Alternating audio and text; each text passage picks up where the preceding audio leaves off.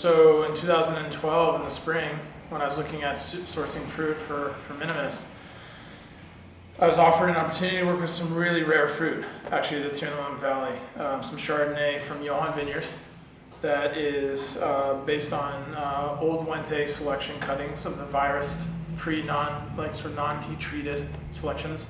And then also with Espigette, which is a Mersault cutting that was isolated through the University of Montpellier, as well as a Entav selection of Musque Chardonnay called 809.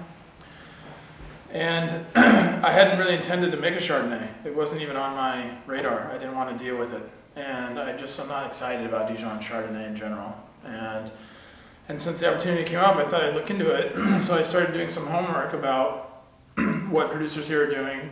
I bought bottles from all the best producers in the area and tasted them all blind, and found consistently that the wines that I like the most, that I felt achieved the most sort of grandest experience of Chardonnay here in Oregon, were all based on material that was not brought over from the University of Dijon. So Draper clone Chardonnay, for example, is an old one that was planted here in the 70s in Oregon.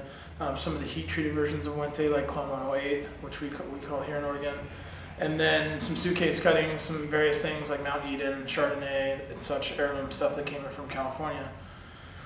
So I realized, wow, actually these are really fantastic, and all the while these wines have been here and I hadn't really been paying attention because I was kind of off doing other things. And so it draws so much attention to me that immediately I thought, okay, actually I think I could make a Chardonnay here that I would really be happy with, that I would really love to make. And I realized after digging and doing some research that this fruit was really, really rare. So I thought, this is a really grand opportunity that fell into my lap. I'd be stupid not to sort of give this a shot. And so I went for it.